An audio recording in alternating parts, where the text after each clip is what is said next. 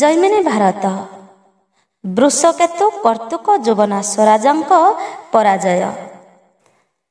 ବହୁ ପାପ ଭାରେ ନର ହନ୍ତି ଯେଉଁ ପରି, ମୁକ୍ତିର ପଥ ସବୁ ଯେ ଦିଅନ୍ତି ପାଶୋରି। ଶେଷରେ ସେ କୁମ୍ଭୀ ପାକ ନର୍କରେ ପଡ଼ନ୍ତି, ଏହା ଜାଣି ଶୁଣି କୁକର୍ମଙ୍କୁ ନ ଛାଡ଼ନ୍ତି। ସେହିପରି ଯୁବନାଶ ସୈନ୍ୟ ଭୀମ ମାରେ, ଗଦା ମାଡ଼ ଘାତେ ସର୍ବେ ପଡ଼ିଲେ ଭୂମିରେ। ସେ ଆଘାତ ସୈନ୍ୟମାନେ ରକ୍ତ କରି ବାନ୍ତି, ଶତ ଶତ ହୋଇ ସମ ପୁରେ ଚଳି ଯାଆନ୍ତି।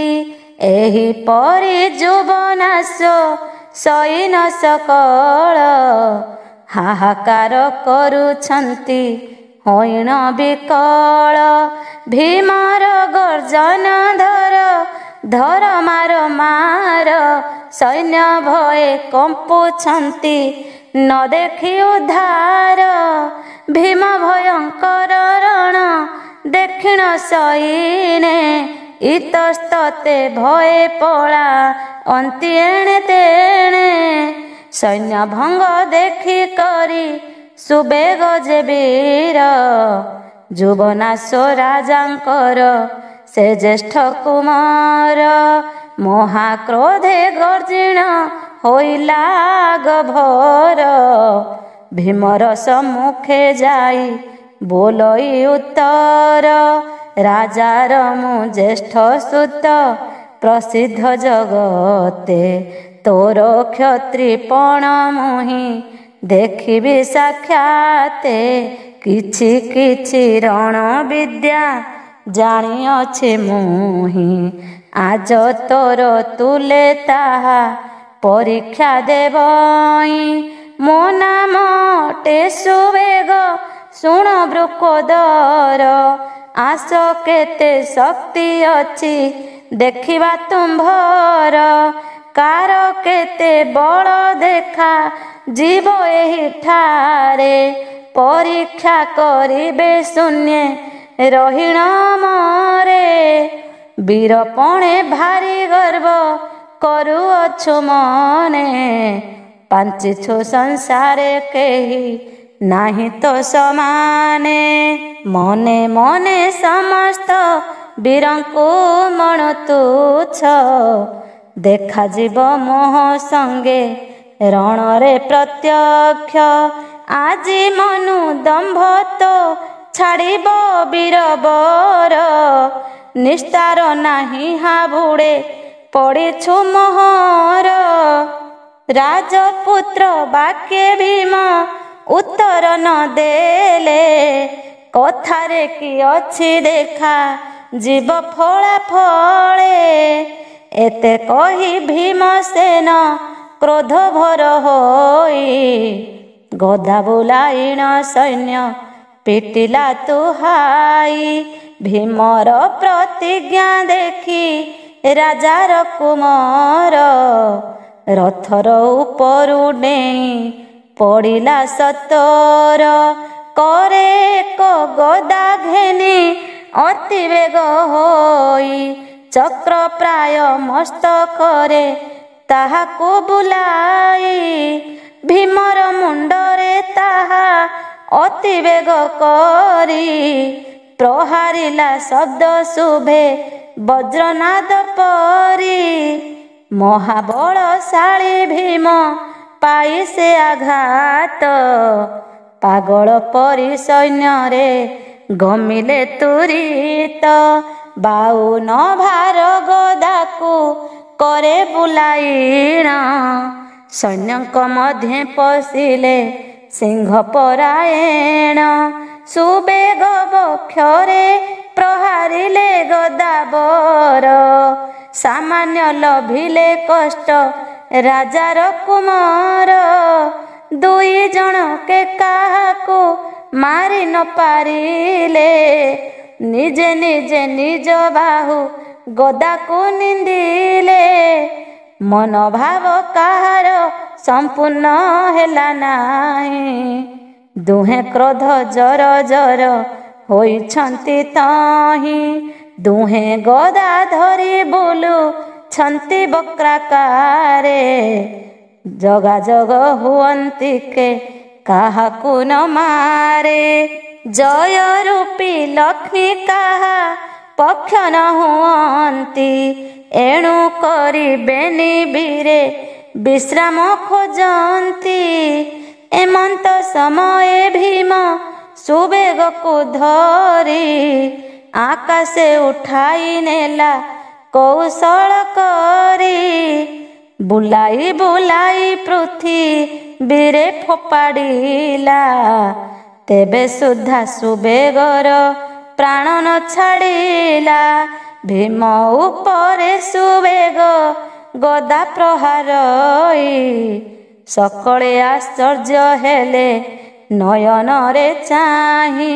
गदा घाते वीर भीम हेले कंपमान, अति भयंकर रूप कले धारण।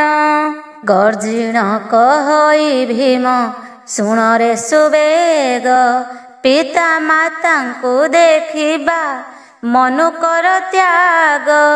एते कही हस्ती मान उठाई हस्तरे, सुबेग उपरे नेई प्रहारे क्रोधरे। हस्ती फोपाड़िबा देखी जुबनाश सूत, डेई अध बाटू ताहा धरिला तुरीत। धरी भीम उपरकू फोपाड़िला वीर, हस्ती प्राण गला पड़ी भीमर देहर।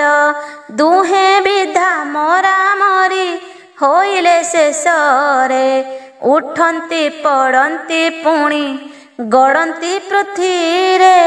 विधा चापुड़ा जे मुखी मरा मरी होन्ति, निर्घात माड़रे केही कारे न छाड़न्ति। एही परी अनेक समय दुई वीर, लड़िण मूर्छित होई पड़िले भूतल। जैमिनी कहन्ति जन्मे जय एबे शुण, सचेत होइण वीर कनक नंदन। पुणी क्रोधरे विपक्ष पटकु धाइले, जेन्हे बने धाए सिंह हस्ती मारी बारे।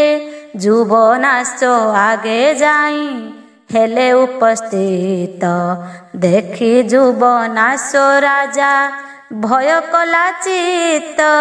वृषकेतु पंचबाण गुणरे बसाई, राजा उपरकु मंत्री बेगेण पेशई। सराघाते जुबनाश मूर्छागत हेले, रथ उपरु भूमि रे से ढली पड़िले।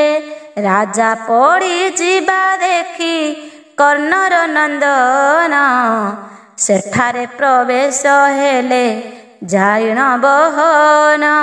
राजा अचेतन देखी वृषकेतु वीर, आपणा चदर कानी धरिण हस्तर। विंचीण राजा अंगकू आउसन्ति वीर, देहुसर काढ़ी मन स्ताप गुरुतर।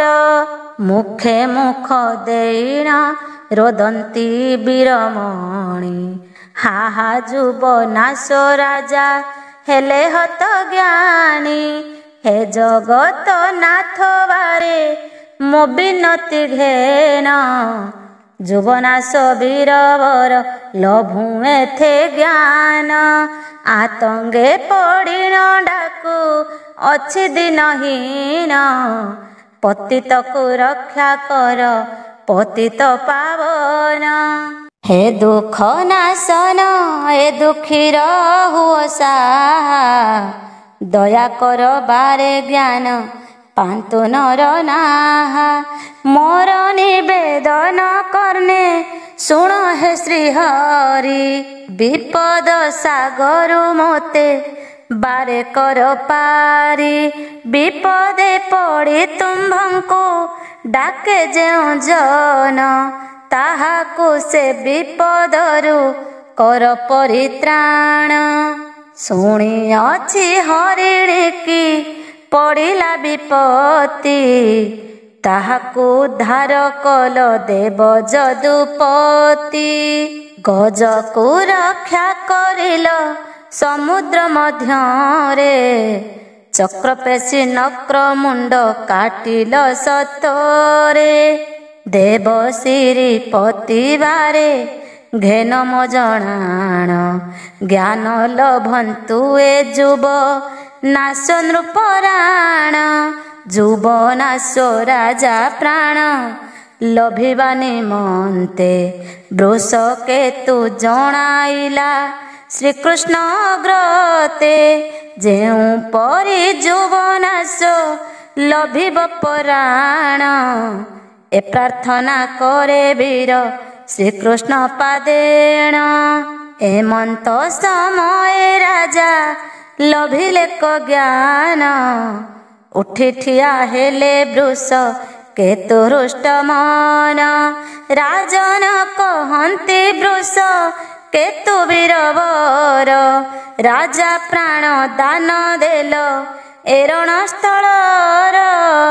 ତୁମ୍ଭେ ଚେଷ୍ଟା ନ କରିଥିଲେ ଯାଇଥାନ୍ତା ପ୍ରାଣ ତୁମ୍ଭର ନିମନ୍ତେ ବୀର ଲଭିଲି ଜୀବନ। ବୁଝିଲି ମୋର ମୂର୍ଚ୍ଛାରେ ତୁମ୍ଭେ ହୋଇ ବ୍ୟସ୍ତ ଅନେକ ସେବା କରିଛ आहे कर्ण सूत प्रकृत बंधु न चिन्हि होइथिली भोल मो त्रुटि मार्जना कर कृतार्थ सफल आज ठारू ए जीवन तुम्भर अटई अश्व पाई रण करिबार न जोगाई सुत सुता राज्य धने बांछा नाही मोर प्राण दान देल तुम्भे मुतुंभ किंकर संसार सुख रे आउ मोर आशा नाही तुम्भ श्री मुख दर्शन करुथिबि रही आहे वीर तुम्भे अट प्राणदाता मोर आजि ठारू मो जीवने तब अधिकार तब सुगुण रे आजि मुग्ध हेली मुहि तुम परि वीर जणे नेत्रे देखी नाही ए राज्य धन रे मोर नाही प्रयोजन जगतर रक्षा कर्ता प्रभु भगवान तुम संगतरे लोभे करिले मुरण जगते बोलिबे मते अविवेकी जन एकई मात्र मागुणी तब पासे मोर मोते नेई पहुँचाओ भीमंक पासर भीमसेन ठाकुरंकु दर्शन करी अंगु सबु पाप ताप देवी मुनि बारी विलंब न करी मोते निय वीरवर धन्य धन्य धन्य पिता माता जे तुम्भर मोर प्रति जेउ व्यवहार देखाइल काल काल कु जगते किरति रखिल शुणिबाकु असंभव देखिली नयने प्राण थिबा जाए तब कीर्ति थिब मने वीर भीमसेन सुबे गर संगे रण उभय युद्धरे होइथिबे हत ज्ञान चाल चाल सेठावकु जिबाटी बहन तांकु न देखी मो मन हुए छन छन कपट न करी मते ନିୟ ସଙ୍ଗତରେ ଦର୍ଶନ କରାଅ ଭୀମ ଠାକୁର ପାଶରେ ଜଗତ କରତା ପାଦେ ରହୁ ମୋର ମନ ସେ ପାଦେ ଶରଣ ମାଗେ ନାରାୟଣ ଦିନ। ବୃଷକେତୁ ଓ ଯୁବନାଶ ରାଜାଙ୍କର ଭୀମଙ୍କ ନିକଟକୁ ଆଗମନ, ଯୁବନାଶ ରାଜାଙ୍କର ଅଭ୍ୟର୍ଥନା ଓ ସୈନ୍ୟ ସହ ହସ୍ତିନାକୁ ଗମନ।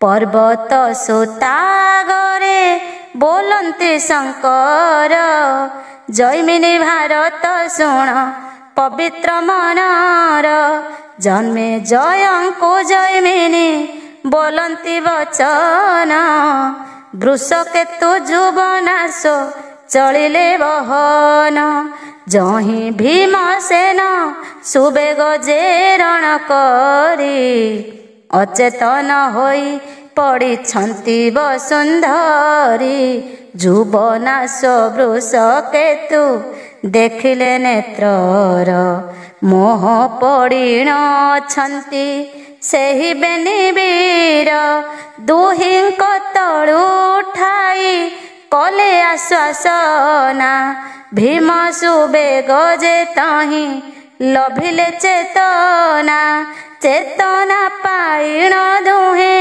କ୍ରୋଧ ଭର ହେଲେ ରଣ କରନ୍ତେଣ ରାଜା ନିବାରଣ କଲେ ନାନା ପ୍ରକାରେ ବେନିଙ୍କୁ ବୁଝାଇ କହିଲେ ରାଜା ବାକ୍ୟେ ଦୁଇ ବୀରେ ନିବୃତ୍ତ ହୋଇଲେ ଭୀମ ଭୟଙ୍କର ରୂପ ଦେଖିଣ ରାଜନ ଶାନ୍ତ କରାଇଲେ କହି ବିନୟ ବଚନ କ୍ଷମା କର ଅପରାଧ ବାରେ ଦାସର ଏ ଚିହ୍ନିଣ କରିଅଛି ମନ୍ଦ ବ୍ୟବହାର ନିଜ ଗୁଣେ କ୍ଷମା କର ମୋ ଦୋଷ ସକଳ କର ଯୋଡ଼ି କହୁଅଛି ଆହେ ମହାବଳ ତବ ଦର୍ଶନରେ ମୁହିଁ ହୋଇଛି ପବିତ୍ର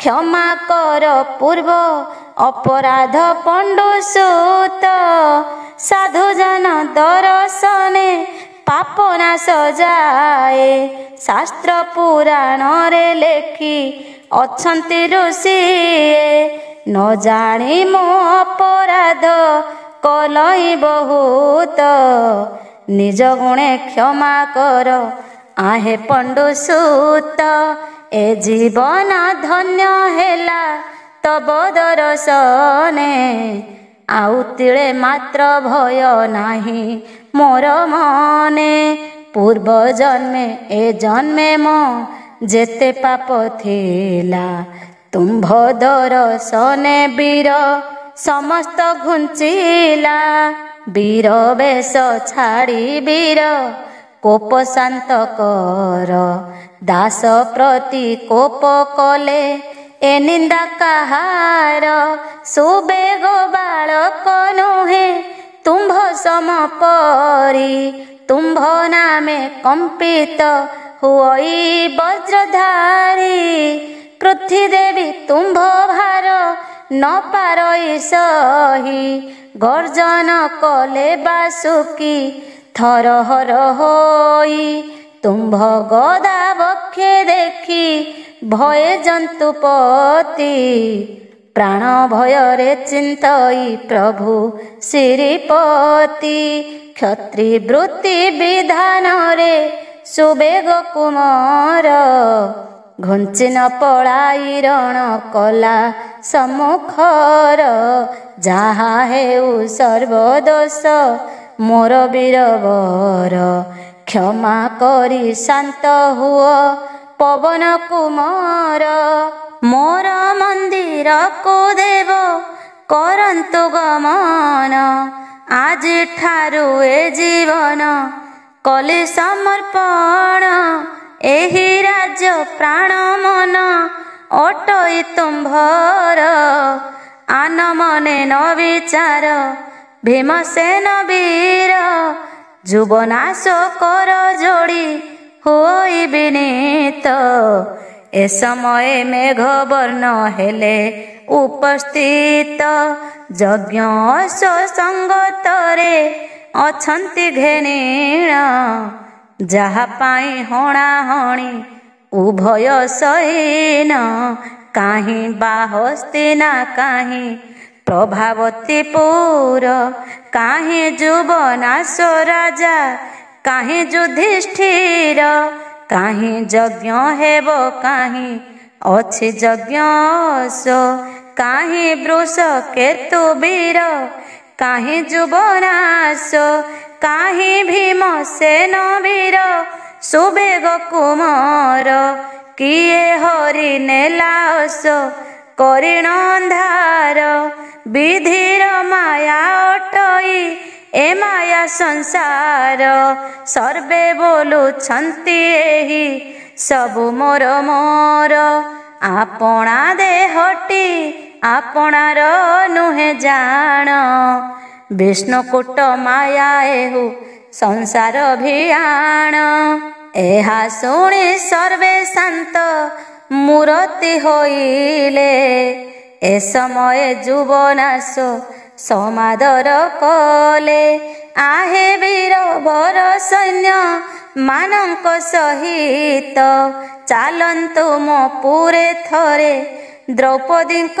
କାନ୍ତ ବହୁମାନ୍ୟ କରି ତିନି ବୀରଙ୍କୁ ବସାଇ ପୂଜେ ବିଧି ମତେ ନାନା ଉପଚାର ଦେଇ ପାତ୍ର ମନ୍ତ୍ରୀ ଅମରାତ୍ୟ ସମସ୍ତେ ଅଛନ୍ତି ପ୍ରେମେ ପ୍ରଭୁଙ୍କ ମହିମା ରାଜନ ବୋଲନ୍ତି ହେ ଜଗତ କର୍ତ୍ତା ତବ ମାୟା ଅଗୋଚର ବୁଝି ନ ପାରିଲେ ତାହା ବ୍ରହ୍ମାଦି ଶଙ୍କର ତୁମ୍ଭ ଠାରୁ ସର୍ବ କାର୍ଯ୍ୟ ହୁଏ ଭବେ ଜାତ ସୃଷ୍ଟି ସ୍ଥିତି ପ୍ରଳୟର ତୁମ୍ଭେ ଆଦି ଅନ୍ତ ଶପଥ ବ୍ରହ୍ମାଣ୍ଡ ସ୍ୱର୍ଗ ଶପଥ ପାତାଳ ଆହେ ଦାମୋଦର ଏ ସମସ୍ତ ତବ ଖେଳ ବାଳକ ଯେ ପରି ଧୂଳି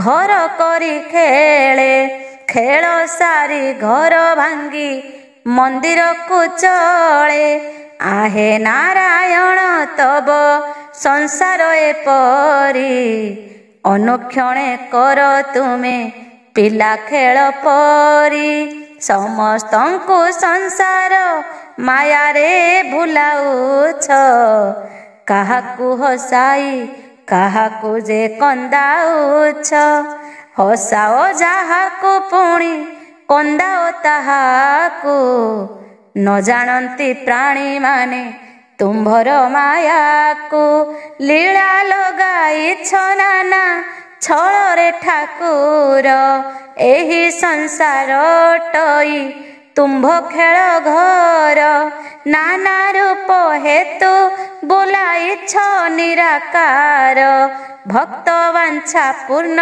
କର ଆହେ ଜନାର୍ଦ୍ଦନ କୃଷ୍ଣ ରୂପେ ଜନମ ଲଭିଲ ଗୋପପୁରେ ରାମ ରୂପେ ଜନ୍ମିଥିଲ ଅଯୋଧ୍ୟା ନଗରେ ଯୁଗାନୁସାରେ ଜନ୍ମିଣ କରୁଥାଅ ଖେଳା ଦୁଷ୍ଟ ନାଶୀ ସନ୍ଥ ପାଳ ପ୍ରଭୁ ଚକାଡୋଳା ଚକ୍ର ପାଣି ତୁମ୍ଭ ଚକ୍ର କିଏ ବା ବୁଝିବ ତୁମ୍ଭ ମାୟାରେ ଭୁଲନ୍ତି ବ୍ରହ୍ମା ଇନ୍ଦ୍ର ଶିବ ପାଣ୍ଡବଙ୍କ ସହାୟ ସର୍ବଦା କାଳେ କାଳେ ଏଣୁ ପାଣ୍ଡବଙ୍କ ଯଶ ହୁଏ ରବି ତଳେ ଯୁବନାଶ ଏତେ କହି ଭୀମଙ୍କ ଗ୍ରତ ବାସୁଦେବ ଦର୍ଶନରେ ବ୍ୟଗ୍ର କଲେ ଚିତ୍ତ ବାରେ ମାତ୍ର ଭେଟା ମୋତେ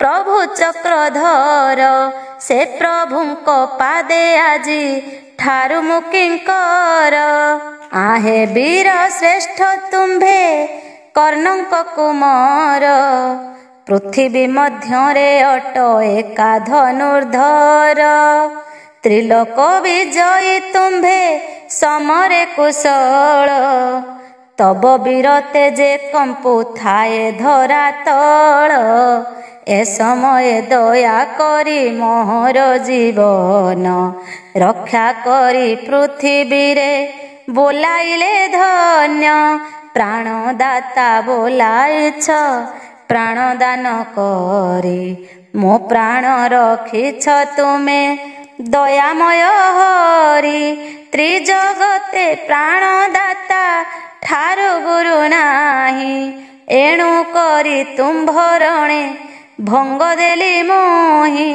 तुम्भ ठारे अन्य एक प्रार्थना मोछि से बासना पूर्ण कर आहे कर्णवछि तब श्री चरण तले अर्पिली जीवन केबे अर्पण करिबी भाबुअछि मन पापीर जीवन साधु संग न होइले मुक्त न पाए जान शास्त्र एहा बोले धर्म युधिष्ठिंकी मो करिबी दर्शन सर्व पाप तापरु लभिबी परित्राण तांको पासे रही धर्म कार्य मु शिखिबी धर्म कार्य करी अंगु पाप उपेक्षिबी आत्मीय स्वजन परी बार पुत्र नाती आउ जेते परिजन सकल संपत्ति सबु मोर बोली थिला जेउ अभिमान प्रभु पादे आजु सबु कली मु अर्पण तांको धन तांको देवी मोर अछि किस आज जाए माया जाले थिले मोहि बस देख मो संख्य हाथी घोटक मानंकु ए समस्त समर्पिबी युधिष्ठिर राजांकु सबु हस्ती देई यज्ञ अस सहित रे भ्रमण करिबी यज्ञ प्रहरी रूप रे वीर वृकोदर मते प्रसन्न होइण एहु करी वर पृष्ठे कर आरोहण प्राणदाता वृषकेतु एहि अश्वपरे आरोहण करी चल ए अधमपुरे प्रार्थना करुछि बारे मात्र मम पुर गमन करिण धन्य करन्तु सतोर तुम्भ पाद पड़िले प्रभावती पुर पाप ताप नाश जीव ए बांछा मोहर जुबनाश नृप वाक्ये वीर वृकोदर जीवा पाई आज्ञा देले प्रभावती पुर समस्त नुवरंकु डकाई पासकु आज्ञा देले भीम जीवे रानी पुरकु प्रभावती पुर जीवे वीर वृकोदर आज्ञा दिय समस्तंकु मनन्तु नवर राजपुरी आदि सर्व करन्तु मंडन वृषकेतु वीर जीवे कनक नंदन रोपण कर पवित्र पताका गले कर्पूर चंदन छेरा दियंतु बाटरे प्रति द्वारे करिथान्तु कदली रोपण आंब डाल तहि परे हेउ शुभोदन द्वारे द्वारे पुण्य कुंभ स्थापन करिब मंगल कार्य नर नारी रहिथिब यथा विधि विधान रे प्रभावती राणी प्रसूत हुअन्ति सर्व सखी गण घेनी देवता परि पूजन्तु वीर भीमसेन मोर प्राणदाता वीर कनक नंदन ঘটোৎকচ সুত মেঘ ବର୍ଣ୍ଣନା ମଜାର ବିଧି ମତେ ସମ୍ମାନ ଲଭନ୍ତି ଯେ ପ୍ରକାର ରାଜାଙ୍କ ଆଦେଶ ଚାର ବେଗ ଚଳିଗଲା ଏ ସର୍ବ ବୃତ୍ତାନ୍ତ ପୁର ବାସୀଙ୍କୁ କହିଲା ରାଜାପୁରେ ପ୍ରବେଶିଣ କହିଲେ ସମସ୍ତ ଶୁଣି ପ୍ରଭାବତୀ ରାଣୀ ହେଲେ ଆନନ୍ଦିତ ପୁରବାସୀ ମାନେ ଚାର ମୁଖରୁ ଶୁଣିଲେ ରାଜାଙ୍କ ଆଦେଶ ପାଇ ପୁର ମଣ୍ଡାଇଲେ ପ୍ରଭାବତୀ ରାଣୀ ସର୍ବ ସଖୀ ଗଣ ତୁଲେ ନାନା ଅଳଙ୍କାର ଅଙ୍ଗେ ଆଭରଣ ହେଲେ ଯୁବନାଶ ରାଜା ସର୍ବ ସୈନ୍ୟ ଘେନି ଚଳେ ଭୀମସେନ ବୃଷକେତୁ ମେଘବର୍ଣ୍ଣ ତୁଲେ ପ୍ରଭାବତୀ ପୁରେ ଯାଇ ହୋଇଲେ ପ୍ରବେଶ ପୁର ଶୋଭା ଦେଖି ଭୀମ ହୋଇଲେ ହରସ ଆଗେ ବୀର ଭୀମସେନ ପଛେ ମେଘବର୍ଣ୍ଣ ତାଙ୍କ ପଛେ ବୃଷକେତୁ ଦିଶଇ ଶୋଭନ ଯୁବନାଶ ରାଜା ତାଙ୍କ ପଛେ ଆସୁଛନ୍ତି ତାହାଙ୍କ ପଛେ ସୁବେଗ ସୈନ୍ୟ ଆସନ୍ତି ରାଜପୁର ଦ୍ୱାରେ ଆସି ହୋଇଲେ ପ୍ରବେଶ ଦେଖି ପ୍ରଭାବତୀ ରାଣୀ ହୋଇଣ ଉଲ୍ଲାସ ସୁବର୍ଣ୍ଣ ଥାଳିରେ ପୁଷ୍ପ ଚନ୍ଦନ ଘେନିଣ ରତ୍ନ ଦୀପାବଳି କନ୍ୟା ଘେନିଲେ ବହନ ସିଂହ ଦ୍ୱାରେ ପ୍ରବେଶ ହୋଇଲେ ନାରୀ ବର ଭୀମସେନ ବନ୍ଦାପନା କରିଲେ ସତର ପ୍ରଭାବତୀ ରାଣୀ ପଚାରନ୍ତି ବିନୟର ଦୟା ବହି କୁହ କର୍ଣ୍ଣ ସୁତ କେଉଁ ବୀର ନାରୀର ସକଳ ଧର୍ମ ପତି ତାହାଙ୍କର ପତି ବିନା ନାରୀ ଜନ୍ମ ସଂସାରେ ଅସାର ବୃଷକେତୁ ବୀର ଦେଇ ଛନ୍ତି ପତିଦାନ ତାଙ୍କ ଯୋଗେ ପାପିନୀର ରହିଛି ଜୀବନ ଧନ୍ୟ ତୁମ୍ଭ ପିତା ମାତା ଧନ୍ୟ ତୁମ୍ଭ ବୁଦ୍ଧି ଯାହା କଲ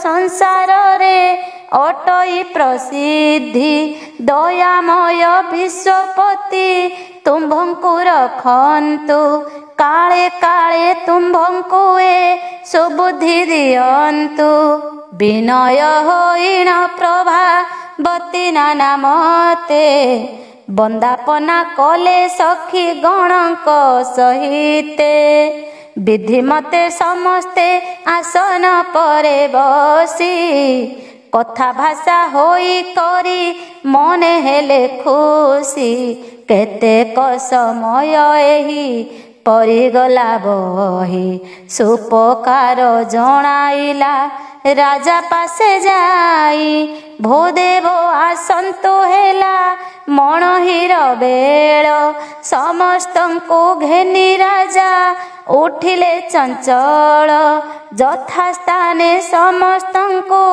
ଘେନିଣ ରାଜନ ହସ୍ତ ପଖାଳିଣ ସର୍ବେ କରିଲେ ଭୋଜନ ପ୍ରଭାବତୀ ରାଣୀ ପଚାରନ୍ତି ବିନୟରେ କି ପଦାର୍ଥ ଦେବି ଲଜ୍ଜା ଛାଡ଼ି କୁହବାରେ ଶାସ୍ତ୍ରେ ଲେଖା ଅଛି ଗୀତ ବାଦ୍ୟ ପଠନରେ ନୃତ୍ୟ ସଂଗ୍ରାମରେ ଯେ ଆହାର ବ୍ୟବହାରେ ଏହି ସ୍ଥାନ ମାନଙ୍କରେ ଲଜ୍ଜା ଅନୁଚିତ ମୁଁ ବାକି କହିବି ତୁମ୍ଭେ ଶାସ୍ତ୍ରରେ ପଣ୍ଡିତ ଦାସୀ ଠାରେ ଏହି କୃପା ସଦା ରଖିଥାନ୍ତୁ ସ୍ୱାମୀ ପୁତ୍ରଙ୍କୁ ମୋହର ସଦୟ ହୁଅନ୍ତୁ ରାଣୀର ବିନୟ ବାଣୀ ଶୁଣି ଭୀମସେନ ଧନ୍ୟ ପ୍ରଭାବତୀ ରାଣୀ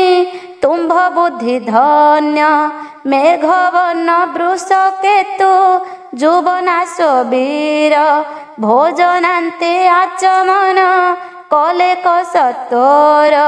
ତେମ୍ବୁଳ ଲାଗି ହଇଣ ଶୟନ କରିଲେ ପ୍ରଭାତ ସମୟେ ସର୍ବେ ବହନ ଉଠିଲେ। ମୁଖ ପ୍ରକ୍ଷାଳନ ଆଦି ନିତ୍ୟକର୍ମ ସାରି ସିଂହାସନେ ବିଜୟ କଲେ କଦଣ୍ଡଧାରୀ। ମନ୍ତ୍ରୀ କୁରାଇଣ ନୃପ ବୋଲନ୍ତି ବଚନ ମୋର ଆଜ୍ଞା ଜଣାଇବ ସର୍ବ ପ୍ରଜାଗଣ। ସକଳେ ଏକତ୍ର ହୋଇ ଆସିବେ ଏଠାକୁ ଆମ୍ଭ ସଙ୍ଗେ ସାଥୀ ହୋଇ ଯିବେ ହସ୍ତିନାକୁ। ପ୍ରଭାବତୀ ରାଣୀକୁ କହିଲେ ନୃପବର ଅନ୍ତପୁର ନାରୀ ଘେନି ଆସ ହେ ସତୋର। ଆଜ ହସ୍ତିନାକୁ ଯିବା ଶ୍ରୀକୃଷ୍ଣ ଦର୍ଶନେ ଧର୍ମରାଜାଙ୍କୁ ଦେଖିବା ହରଷିତ ମନେ। ଦ୍ରୌପଦୀ ଦେବୀଙ୍କୁ ଯାଇ ଦର୍ଶନ କରିବା ଜନ୍ମ ଜନ୍ମାନ୍ତର ପାପୁ ମୁକ୍ତ ହୋଇଯିବା। ରାଜାଙ୍କ ଆଦେଶ ମତେ ମନ୍ତ୍ରୀ ଚୂଡ଼ାମଣି ପୁରବାସୀ ସମସ୍ତଙ୍କୁ ଜଣାଇଲେ ପୁଣି। ଆଜ୍ଞା ପାଇ ପ୍ରଭାବତୀ ରାଣୀ ଚଳିଗଲେ ଶୁଣି ଅନ୍ତପୁର ନାରୀ ଗଣେଶ ହେଲେ। ପ୍ରବେଶ ହୋଇଲେ ଆସି ନୃପ ସନ୍ନିଧାନ ଦେଖି ନୃପ ସୁବେଗକୁ ବୋଲନ୍ତି ବଚନ ଶୁଣରେ କୁମର ମଣି ଆଦେଶ ମୋହର। ବଳିଷ୍ଠ ନିର୍ବଳ ଧନୀ ଦୁଃଖୀ ବିଜ୍ଞାନର ବ୍ରାହ୍ମଣ ଠାରୁ ଚଣ୍ଡାଳ ଶୂଦ୍ର ପରିଜନ୍ତେ ହସ୍ତିନା ଯିବେ ମୋ ଯିବେ ମୋହର ସଙ୍ଗତେ। ସର୍ବବଧୂଙ୍କୁ ଘେନିଣ ପ୍ରଭାବତୀ ରାଣୀ କୋଇନ୍ତା ଦ୍ରୌପଦୀ ଭଦ୍ରା ଆବର ରୁକ୍ମିଣୀ ଦେଖିବେ ଯାଇଣ ହସ୍ତି ନାରେ ସମସ୍ତଙ୍କୁ।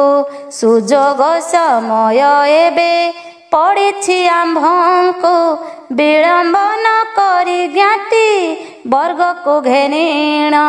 ବୀରବର ଭୀମ ସହ କରିବା ଗମନ ସେଠାରେ ଅନେକ ପାପ ହୋଇବ ମୋଚନ। ଦର୍ଶନ କରିବା ପାଇଁ ପ୍ରଭୁଙ୍କ ବଦନ ଏ ବଚନ ଆରେ ବାବୁ ନ କରିବୁ ଆନ। ଭାବଗ୍ରାହୀ ବିନା ନାହିଁ ଆନେ ପରିତ୍ରାଣ। ଯାଅ ବାବୁ ତମ ବୃଦ୍ଧା ମାତାଙ୍କୁ ଆଣିବ ଏ ସମସ୍ତ କଥା ତାଙ୍କ ଆଗେ ଜଣାଇବ। ପିତାଙ୍କୁ ପ୍ରଣାମ କରି ସୁବେଗ କୁମାର ରାଣୀ ହଂସପୁରେ ଯାଇ ମିଳିଲେ ସତୋର। ବୃଦ୍ଧା ମାତାଙ୍କ ଚରଣ ତଳେ ସେ ପଡ଼ିଲେ କଲ୍ୟାଣ କରିଣ ବୁଢ଼ୀ ତାହାଙ୍କୁ ପୁଛିଲେ କାହିଁ ପାଇଁ ମୋର ପାଶେ ଆସିଛୁ ରେ ଧନ। କିମ୍ପା ଦିଶୁଅଛି ତୋର ଶ୍ରୀମୁଖ ମଳିନ। ସୁବେଗ ବୋଇଲେ ବୃଦ୍ଧା ମାତା ତୁମ୍ଭେ ଶୁଣ ଆମ୍ଭ ପିତା ଯିବେ ଆଜି ହସ୍ତିନା ଭୁବନ। ଏ ନଗ୍ର ମଧ୍ୟରେ ଜନ ଯେତେକ ଅଛନ୍ତି ସମସ୍ତେ ସାଙ୍ଗରେ ଯିବେ ପିତା କହିଛନ୍ତି। ଅନ୍ତପୁର ପାଟରାଣୀ ବଧୂଗଣ ଘେନି ଯେତେ ଦାସୀ ଅଛନ୍ତି ସମସ୍ତେ ଯିବେ ପୁଣି। ପିତାଙ୍କ ଆଜ୍ଞାରେ ସର୍ବେ ହୋଇଲେଣି ମେଳ ତୁମ୍ଭଙ୍କୁ ନ ଦେଖି ମୋତେ ପେଶିଲେ ଭୂପାଳ। ତୁମ୍ଭଙ୍କୁ ନେବା ନିମନ୍ତେ ଆସିଅଛେ ମୁହିଁ ଚାଲ ଶୀଘ୍ର ପିତା ବସିଥିବେ ବାଟ ଚାହିଁ। ହସ୍ତିନାରେ ଆଜ ଯାଇ ଭେଟିବା ଶ୍ରୀହରି। ପାପ ତାପ ଅନ୍ତୁ ନାଶ ହୋଇବ ଆମ୍ଭରି। ଯେପରି ସୂର୍ଯ୍ୟ ଉଦୟେ ପଳାଏ ଅନ୍ଧାର, ତେମନ୍ତେ କୃଷ୍ଣ ଦର୍ଶନେ ପାପ ହୁଏ ଦୂର। ଧର୍ମ ଯୁଧିଷ୍ଠିର କରିବେ ଅଶ୍ୱମେଧ ଯଜ୍ଞ, ସେ ଯଜ୍ଞ ଦେଖିଲେ ବଇ କୁଣ୍ଠ ହେବ ଭୋଗ। କେତେ କେତେ ଋଷି ମୁନି ଆଶ୍ରମ ତେଜିଣ, ଆସିବେ ଯଜ୍ଞ ସ୍ଥାନକୁ ଦେଖିବା ନେତ୍ରେଣ। ବ୍ରହ୍ମାଣ୍ଡର ନାଥ କୃଷ୍ଣ ଥିବେ କ ସେଠାରେ, ସତ୍ୟଭାମା ରୁକ୍ମିଣୀଙ୍କୁ ଘେନି ସଙ୍ଗତରେ। ତୁମ୍ଭେ ବୃଦ୍ଧା ମାତା ଶୀଘ୍ର ଚାଲ ସଙ୍ଗତରେ, ଏ ଜନ୍ମ ଉଦ୍ଧାର ହୋଇ ବସିବ ସ୍ୱର୍ଗରେ। ଗର୍ଜନ କରିଣ ବୁଢ଼ୀ କହେ ଧାତିକାରେ, ତୁ ଯାହା କହିଲୁ ଆଉ ନ ଶୁଣା କର୍ଣ୍ଣରେ। ବୁଢ଼ୀ ହେଲି ଜାଣେ ନାହିଁ ଧର୍ମ କର୍ମ ମୋହି, ଏତେ ଦିନେ ମୋ କର୍ଣ୍ଣରେ ଶୁଣାଇଲୁ ତୁହି। ଶ୍ରୀକୃଷ୍ଣ ଦର୍ଶନ କଲେ ହୋଇବ କି ଲାଭ, ଯୁଧିଷ୍ଠିର ଦର୍ଶନେ ଯେ କି ଫଳ ମିଳିବ। ଋଷି ମୁନି କି ଦେଖିଲେ କି ଲାଭ ଆମର, ଯଜ୍ଞ ଦେଖିବାକୁ ଇଚ୍ଛା ନ ହୁଏ ମୋହର। ଦ୍ରୌପଦୀ ରୁକ୍ମିଣୀ ସତ୍ୟଭାମାଙ୍କୁ ଦେଖିଲେ କିଛି ଫଳ ନ ମିଳିବ କହୁଅଛି ଭଲେ। ଆଜି ଯାଏ 95 ବର୍ଷ କଲି ଭୋଗ, ଏବେ ତୋଠାରୁ ଶୁଣିଲି ବିଡ଼ମ୍ବନ ଯୋଗ। ବାପ ଘର ଠାରୁ ମୁହିଁ ନ ଜାଣେ ଧରମ, ତୋଠାରୁ ଶୁଣିଲି ପୋଡ଼ି ଯାଉ ମୋ କରମ।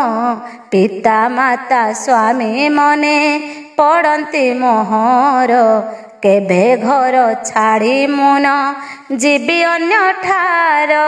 ଦେଖି ନାହିଁ ଶୁଣି ନାହିଁ କରି ନାହିଁ ଯାହା, ଏ ବୃଦ୍ଧା କାଳରେ କିମ୍ପା ଶୁଣାଇଲୁ ତାହା।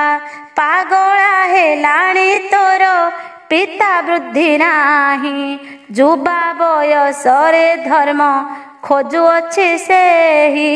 ନୃପତିର ରାଜ୍ୟ ଛାଡ଼ି ଯିବା ନୁହେଁ ବିଧି, ତାହାକୁ କେ ଶିଖାଇଛି ଏମନ୍ତ ଦୁର୍ବୁଦ୍ଧି। ଏପରି ବୁଦ୍ଧିରେ ରାଜ ସମ୍ପଦ ସରିବ, ନାରଖାର ହୋଇ କେଉଁଆଡ଼େ ମିଳାଇବ। ରାଜା ହୋଇ ରାଜ୍ୟ ରକ୍ଷା ନ କଲେଟି ଜାଣ, ରାଜନାଶ ହୁଏ ମୋହ ଠାରୁ ତୁମ୍ଭେ ଶୁଣ। ରାଜା ବିନା ସମ୍ପଦ କେ ରଖି ନ ପାରଇ, ରାଜାର ଏ ବୁଦ୍ଧି ଦେଖି ଆଶ୍ଚର୍ଯ୍ୟ ଲାଗଇ। ମୁହିଁ ଗୃହ ତେଜି କେଭେ ନ ଯିବିରେ ଧନ, ତା ଇଚ୍ଛା ଯେଣିକି ହୁଏ କରୁ ସେ ଗମନ। ବୁଢ଼ୀ ଠାରୁ ଏହା ଶୁଣି ସୁବେଗ ଗମିଲା, ପିତାଙ୍କୁ ପ୍ରଣାମ କରି ସମସ୍ତ କହିଲା। ଶୁଣ ହେ ଜନକ ତୁମ୍ଭ ଜନନୀଙ୍କ ଗୁଣ, ବୋଇଲେ ମୋହିନ ଯିବି ନବର ଛାଡ଼ିଣ। ପୁତ୍ର ଠାରୁ ଏହା ଶୁଣି ଯୁବନାଶ ରାଜା, ବୃଦ୍ଧା ଜନନୀ ବଚନେ ପାଇଲେ କଲଜା। आहे मंत्री बर तुम्भे जाइण तुरीत माता को बुझाई घेनी आस साथ साथ राजा बचने चली गले मंत्री बर माता निकटे जाई ହୋଇଲେ ହାଜର। ନାନା କଥା କହି ମନ୍ତ୍ରୀ ବର ଭୁଲାଇଣ, ସଙ୍ଗେ ଆଣିଲେ ବୃଦ୍ଧାଙ୍କୁ ରାଜା ସନ୍ନିଧାନ। ନୃପତି ମାତାଙ୍କୁ ଦେଖି ମାନ୍ୟରେ ବସାଇ, ମଧୁର ବଚନେ ବିଧି ମତରେ ବୁଝାଇ। ବିଜେ କରୁଛନ୍ତି ହସ୍ତି ନାରେ ଭଗବାନ, ଲୋକଙ୍କୁ କଲ୍ୟାଣ ଦେବା ପାଇଁ ବିଦ୍ୟମାନ। ତାଙ୍କ ଦର୍ଶନେ ସମସ୍ତ ପାପ ନାଶ ଯାଏ, ଅନ୍ତରେ ଯେ ଧ୍ୟାଏ ସେହି ସଦଗତି ପାଏ। ଏଣୁ କରି ସେଠାବକୁ ଯାନ୍ତି ସର୍ବଜନ, ଚାଲ ମୋ ସଙ୍ଗେ ଜନନୀ କରିବ ଦର୍ଶନ। ହସ୍ତିନାପୁରକୁ ଚାଲ ଆନନ୍ଦ ହୋଇଣ, ନରଦେହ ବହିଣ ଅଛନ୍ତି ଭଗବାନ। ଶଙ୍ଖ ଚକ୍ର ଗଦା ପଦ୍ମ ରାଜେ ତାଙ୍କ କର, ଲକ୍ଷ୍ମୀ ରୂପୀ ରୁକ୍ମିଣୀ ଅଛନ୍ତି ସଙ୍ଗତର। ଅନ୍ୟ ସତୀ ନାରୀମାନେ ସେଠାରେ ଅଛନ୍ତି, ଗଲେ ସେଠାବକୁ ମାତା ମିଳିବ ସଦ୍ଗତି। ସାଧୁମାନେ ନିମନ୍ତ୍ରଣ ପାଇଁ ଆସିଥିବେ, ଯଜ୍ଞ ସ୍ଥାନରେ ସମସ୍ତ ପରିପୂର୍ଣ୍ଣ ହେବେ। ମନର ଆନନ୍ଦେ ମାତା ମୋର ସଙ୍ଗେ ଚାଲ, ଶ୍ରୀହରିଙ୍କୁ ଦେଖି ଜନ୍ମ କର ମାସ ଫଳ। ବହୁମତେ ରାଜା ମାତାଙ୍କୁ ଯେ ବୁଝାଇଲେ, ଯିବା କଥା ଶୁଣି ବୁଢ଼ୀ କମ୍ପିଣ ଉଠିଲେ। ବାଳକାଳୁ ନ ଜାଣଇ ତପ ଜପ ବିଧି, ତୁ କାହାଠାରୁ ଶିଖିଲୁ ଏମନ୍ତ ବିଧି। ନ ଯା ତୁହି ହସ୍ତିନାକୁ ପ୍ରଜାଗଣ ଘେନି, ଶ୍ରୀକୃଷ୍ଣ ଦର୍ଶନେ କିଛି ଫଳ ନାହିଁ ପୁଣି। ସଂସାରର କାର୍ଯ୍ୟ କର ରାଜପୁରେ ତୁହି, ହସ୍ତିନାକୁ ଯିବା ଆମ୍ଭ ଉଚିତ ନୁହଁ। ଯୁଧିଷ୍ଠିର କୃଷ୍ଣ ଦର୍ଶନେ କି ଫଳ ମିଳିବ, ସେଠାକୁ ଗଲେ ଆମ୍ଭର କେଉଁ ଲାଭ ହେବ। ଖାଇବା ଶୋଇବା ପାଇଁ ଅବସ୍ଥା ଲଭିବା, ତାଙ୍କ ଯଜ୍ଞ ସେ କରିବେ ଆମ୍ଭେ କିମ୍ପା ଯିବା। ଛାଡ଼ିଗଲେ ଘର ସବୁ ସରିଯିବ ମୋର, କେଭେ ତୁମ୍ଭେ ଯିବା କଥା ମୋ ଆଗେ ନ ଧର। ଅତି ଦୁଷ୍ଟ ବଧୂମାନେ ଅଛନ୍ତି ମୋ ପୁରେ, ଘର ଛାଡ଼ି ଗଲେ ନଷ୍ଟ କରିବେ ସତରେ। ମୁହିଁ ଗଲେ ସେମାନଙ୍କ ନ ରହିବ ଭୀତି, କେହି କାହାକୁ ନ ମାନି କରିବେ ଅନୀତି। ଯାହା ତାହାଙ୍କର ଇଚ୍ଛା ସେ ତାହା କରିବେ, ଘରେ ଥିବା ଧନ ଦ୍ରବ୍ୟ ୟାକୁ ତାକୁ ଦେବେ।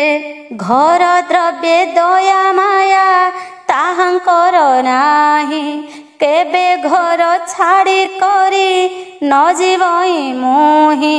ବହୁ ମୂଲ୍ୟବାନ ଦ୍ରବ୍ୟ ମୋ ଘରେ ପୂରିତ, ମୁହିଁ ଗଲା ମାତ୍ରେ ତାହା ବୋହି ନେବେ ଭୂତ। ହଜାର ହଜାର ଗାଈ ଦୁହାଳ ହେଉଛି, ଗୋପାଳ ଚୋରାଇ ନେବେ ନ ରହିବ କିଛି। ଇଚ୍ଛା ଅନୁସାରେ ଦାସ ଦାସୀ ଭୟ ଛାଡ଼ି, ଦାମିକା ଦରବ ସବୁ ଦେବେ ସେ ଉଜାଡ଼ି। ମୁହିଁ ନ ରହିଲେ ଘର ନଷ୍ଟ ହୋଇଯିବ, ଏ ସମ୍ପଦ ସବୁ ମୋର ବ୍ୟର୍ଥ ହୋଇବ। ଏଥିପାଇଁ ଯିବାକୁ ମୋ ନବଳଇ ମତି, କି ମିଳିବ ଦର୍ଶନ କରିଲେ ଯଦୁପତି। ହସ୍ତିନାପୁରକୁ ଗଲେ କି ଲାଭ ମିଳିବ, ଯୁଧିଷ୍ଠିର କି ଦର୍ଶନେ କେଉଁ ଫଳ ହେବ। ତାଙ୍କ ଯଜ୍ଞ ଦେଖିଲେ କି ହେବ ଆମ୍ଭର। ବାଳ କାଳୁ ନ ଯାଏ ମୁଁ ଦେବତା ମନ୍ଦିର। ସମସ୍ତେ କହନ୍ତି ଗୃହ ଧର୍ମ ଅଟେ ସାର।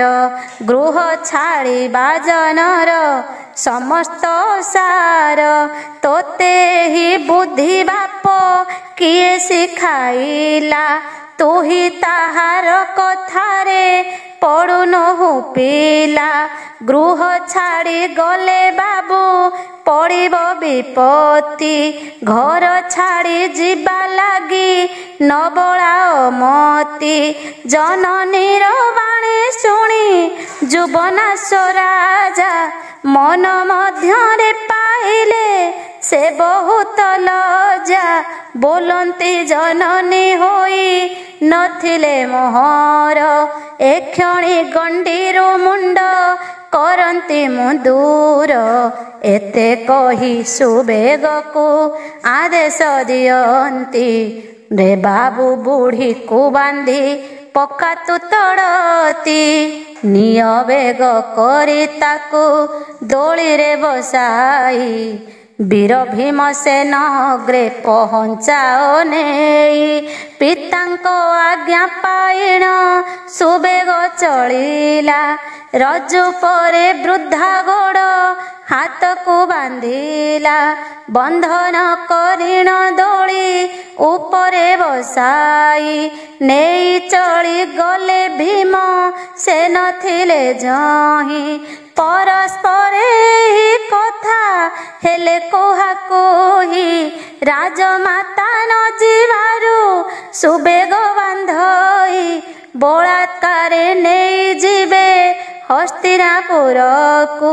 ନିନ୍ଦା କରୁଅଛି ବୃଦ୍ଧା ନିଜର କର୍ମକୁ। ଏ ବିଷୟ ଭୀମସେନ କର୍ଣ୍ଣରେ ଶୁଣିଲେ। ମହାରାଜାଙ୍କୁ ପ୍ରବୋଧି ବହୁ ବୁଝାଇଲେ। ତେବେ ସୁଦ୍ଧା ରାଜା ମନ ତୋଷ ହେଲା ନାହିଁ। ରାଜପୁରେ ଜନନୀଙ୍କୁ ଛାଡ଼ି ଯିବା ପାଇଁ। ଏହି ଭାବେ 5 ଦିନ ହେଲା ତହିଁ ଗତ। ସର୍ବେ ମେଳ ହେଲେ ହସ୍ତିନା ଯିବା ନିମିତ୍ତ। ବୁଢ଼ୀ ବନ୍ଧା ହୋଇ କାନ୍ଧେ ଦୋଳିର ଉପରେ। ବୁଢ଼ୀର କ୍ରନ୍ଦନ ନୃପ ଶୁଣିଲେ କର୍ଣ୍ଣରେ। ବିକଳ କ୍ରନ୍ଦନ ଶୁଣି ନୃପ ଶିରୋମଣି ସୁବେଗ ଦ୍ୱାରା ବନ୍ଧନ ମୁକ୍ତ କଲେ ପୁଣି। ପ୍ରଭାବତୀ ପୁରେ ଜନେ ରାଜା ରାଣୀ ସଙ୍ଗେ ହସ୍ତିନା ଯିବାକୁ ସର୍ବେ ମନର ଉଦ୍ବେଗେ। ଭୀମ ବୃଷ କେତୁ ମେଘ ବର୍ଣ୍ଣ 3 ବୀର। ଦଳ ବଳ ସହ ରାଜା ହୋଇଲେ ବାହାର। ଶୁଭ ବେଳେ ଅନୁକୂଳ କଲେ ହସ୍ତିନାକୁ। ବାଦ୍ୟନାଦ ଗହ ଗହ ଶୁଭଇ ଦୂରକୁ। ସର୍ବେ କହନ୍ତି କିପରି ଦେଖିବା ଶ୍ରୀହରି। ପଥ ଚାଲିବାରେ ତ୍ରୁଟି ନୁହଁଇ କାହାରି। ଏହିପରି ଚଳୁଛନ୍ତି ହସ୍ତିନାପୁରକୁ। ଶ୍ରୀକୃଷ୍ଣଙ୍କ ଚରଣରେ ରକ୍ଷିଣ ଚିତ୍ତକୁ। 5 ଦିନ ଯାଉଁ ଯାଉଁ ପଥ ଗଲା ବହି। ଏମନ୍ତ ସମୟେ ଭୀମ ଯୁବନାଶେ କହି। ହସ୍ତିନାପୁର ଏଠାକୁ 20 ଯୋଜନ। ରହିଅଛି ପଥ ରାଜା ହେତୁ କରି ଘେନ। ତୁମ୍ଭ ଆଗମନ ବାଣୀ ଯୁଧିଷ୍ଠିର ଦେବଙ୍କୁ ଆମ୍ଭେ ଆଗେ ଯାଉଅଛୁ ଜଣାଇବୁ ତାଙ୍କୁ। ଆମ୍ଭେ ଯାଉଅଛୁ ରାଜା ଭାବନା ନ କର। ବିଧି ବିଧାନରେ ନେବେ ଧର୍ମଦଣ୍ଡ ଧର। ଯୁବନାଶ ବୋଲେ ବୀର ନ କୁହ ଏସନ। ତୁମ୍ଭଙ୍କୁ ତେଜିବା ପାଇଁ ନ ବଳେ ମୋ ମନ। ତୁମ୍ଭେ ଚଳି ଗଲେ ଯେବେ ବିପଦ ପଡ଼ିବ। ଆମ୍ଭମାନଙ୍କୁ ଏଠାରୁ କିଏ ଉଦ୍ଧାରିବ। ଯୁବନାଶ ଗୀର ଶୁଣି ଭୀମସେନ ବୀର ବୋଲନ୍ତି ଚିନ୍ତା ନ କର ହେ ନୃପ ଶେଖର। ଆମ୍ଭେ ଗଲେ ତୁମ୍ଭ ସଙ୍ଗେ ଅଛି ବୃଷକେତୁ କେବେ ନ ହେବ ବିପଦ ରଖିଥାଅ ହେତୁ। ବୃଷକେତୁ ବୀର ଯେବେ ସଙ୍ଗତରେ ଥିବ ଯେତେ ବିପଦ ପଡ଼ିଲେ ସବୁ ମେଣ୍ଟାଇବ। ଏଥିକି ଶୋଚନା ନ କର ହେ ବୀରବର ଆମ୍ଭଙ୍କୁ ବିଦାୟ ଦିଅ ହରଷ ଚିତ୍ତର। ଆମ୍ଭେ କହିବା ଶ୍ରୀକୃଷ୍ଣ ଯୁଧିଷ୍ଠିର ଆଗେ ତୁମ୍ଭ ଆଗମନ ବାର୍ତ୍ତା କହିବୁ ସତରେ। ରୁକ୍ମିଣୀ ଦ୍ରୌପଦୀ ଆଗେ ଜଣାଇବୁ ଯାଇ ତୁମ୍ଭର ପାଟରାଣୀଙ୍କ ଦର୍ଶନ ପାଇଁ। ଏହା ଶୁଣି ଯୁବନାଶ ସନମତ କଲେ ଭୀମସେନ ବିଦା ହୋଇ ଆଗରେ ଅଇଲେ। ମହାବେଗେ ରଥ ଚଳାଇଲେ ଭୀମସେନ ଶ୍ରୀକୃଷ୍ଣ ଭ୍ରାତ ଦର୍ଶନ ପାଇଁ ବ୍ୟଗ୍ରମନ। ହସ୍ତିନାର ସିଂହ ଦ୍ୱାରେ ପ୍ରବେଶ ହୋଇଲେ ରଥରୁ ଉତୁରି ଧର୍ମ ରାଜା ପାଶେ ଗଲେ। ଧର୍ମଙ୍କ ଚରଣେ ପଡ଼ି ପ୍ରଣାମ କରିଲେ ତାହାପରେ ଶ୍ରୀକୃଷ୍ଣଙ୍କ ଚରଣ ବନ୍ଦିଲେ। ଅନ୍ୟ ଭ୍ରାତାମାନଙ୍କୁ ସେ କରିଲେ କଲ୍ୟାଣ। ଯୁଧିଷ୍ଠିର ତାଙ୍କୁ ପୁଛିଲେ କୁଶଳ କାରଣ। ଯୁଦ୍ଧ କଥା ଆଦ୍ୟ ପ୍ରାନ୍ତ କହିଲେ ସମସ୍ତ ଶୁଣି ସର୍ବେ ଆନନ୍ଦରେ କଲେ କୋଳାଗ୍ରତ। ଆଣିଅଛି ଯଜ୍ଞ ଅଶ୍ୱ ରାଜା ସହିତରେ। ରାଜା ଯଜ୍ଞ ଅଶ୍ୱ ଘେନି ଆସନ୍ତି ପଛରେ। ସର୍ବ ସୈନ୍ୟ ସ୍ୱକୁଟୁମ୍ବ ଘେନି ନୃପବର ଆସନ୍ତି ହେ ଦେବ ତୁମ୍ଭ ଦର୍ଶନ ଆଶାର। ବୃଷକେତୁ ଥିଲା କୁଜେ ହେଲା ତହିଁ ଜୟ। ମେଘବର୍ଣ୍ଣ ଅଟେ ବଡ଼ ମାୟାବୀ ନିଶ୍ଚୟ। ଆପଣଙ୍କ ଦୟା ଯାହା ପରେ ପ୍ରଭୁ ଥିବ ତାହାର ଆଉ ବା କାରେ ଭୟ ଉପୁଜିବ। ଆସୁଅଛି ସର୍ବ ସୁଲକ୍ଷଣେ ଅଶ୍ୱବର। ଯୁବନାଶ ଦଣ୍ଡଧାରୀ ଆସନ୍ତି ସଙ୍ଗର। ଅତି ରୂପବତୀ ତାଙ୍କ ରାଣୀ ପ୍ରଭାବତୀ। ପୁର ନାରୀଙ୍କ ଗଣେ ଯେ ଆସୁଛନ୍ତି ସତୀ। ନାନା ମୂଲ୍ୟବାନ ଅଳଙ୍କାର ମଣ୍ଡି ହୋଇ ଅପୂର୍ବ ରଥରେ ଆସୁଛନ୍ତି ମହାଦେଇ। ମନ ଉଲ୍ଲାସରେ ଆମ୍ଭପୁରେ ସେ ଆସନ୍ତି। ଦ୍ରୌପଦୀ ଦେବୀଙ୍କ ଦର୍ଶନେ ହେବେ ତୃପ୍ତି। ଘରୁ ଆସିଛନ୍ତି ଏହି ବାଞ୍ଛା କରିଚିତ। ମେଘବର୍ଣ୍ଣ ବୃଷକେତୁ ଅଛନ୍ତି ସଙ୍ଗତ। ମୁହିଁ ଆଗୁ ତାଙ୍କୁ ପଥେ ଛାଡ଼ି ଦେଇନାଥ। ତବ ଆଗେ କହିବାକୁ ଆସିଲି ତୁରିତ।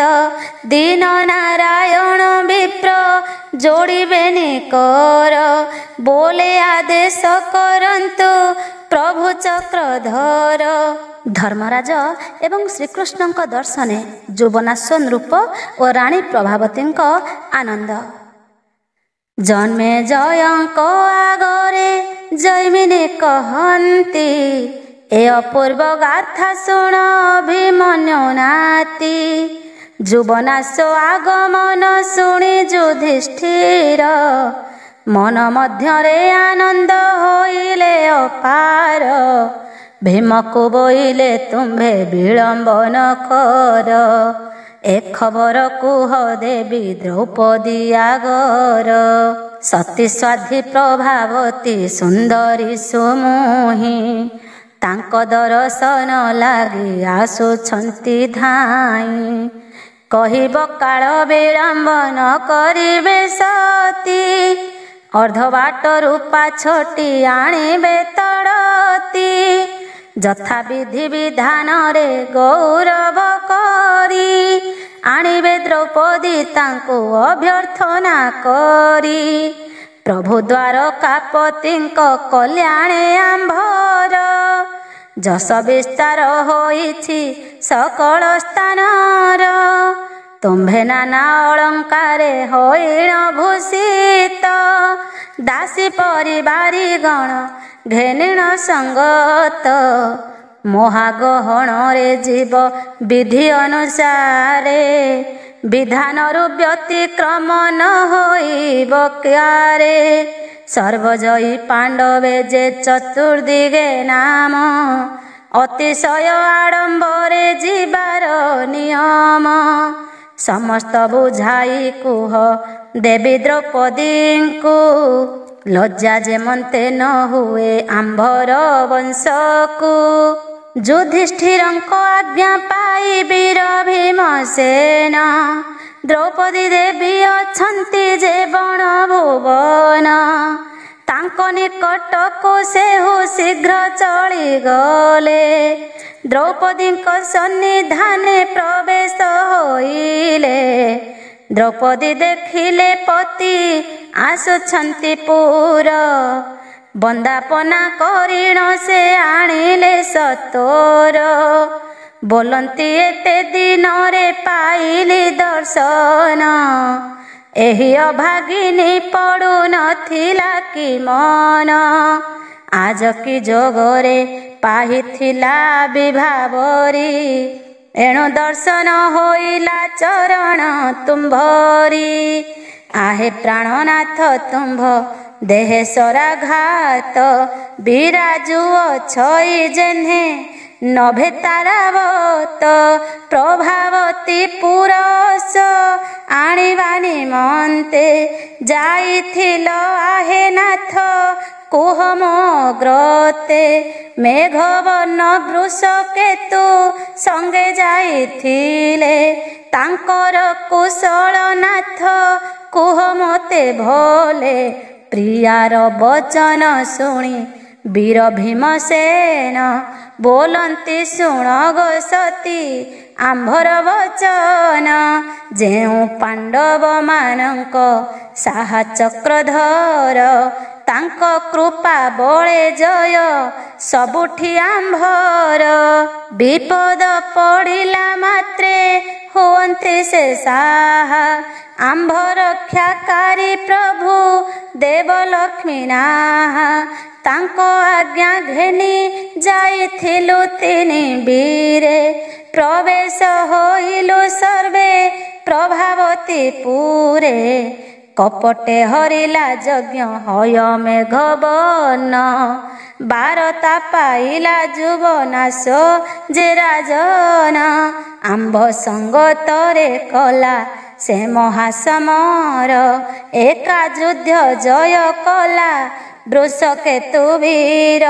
ହାରି ଯାଇ ରାଜା ଆମ୍ଭ ପରିଚୟ ପାଇ, ଭ୍ରାତାଙ୍କ ଦର୍ଶନେ ମହା ସମ୍ଭବେ ଆସଇ।